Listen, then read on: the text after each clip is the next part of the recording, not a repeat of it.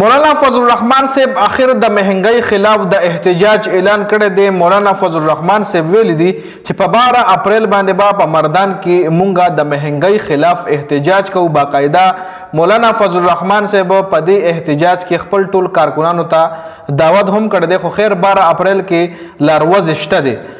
آیا دا احتجاج کنفرم دی که نه، دا به راتلونکو ورځو کې پته لګي. خو فلحال مولانا فضل الرحمن صاحب یو پریس کانفرنس کړی دی چې په دغه پریس کانفرنس کې مولانا فضل الرحمن صاحب د مسلم لیگ نون حکومت خلاف ډېرې اهمې او ډېرې ډاډه خبرې کړې دي. مولانا فضل الرحمن صاحب ویلي دي چې دا جعلي حکومت دی، د دې څه داسې مطلب وجود نشته دی او په ملک کې دا یو مافیا ده او په ملک کې چې دا کم حکومت دی نو دی ملک تباه کو.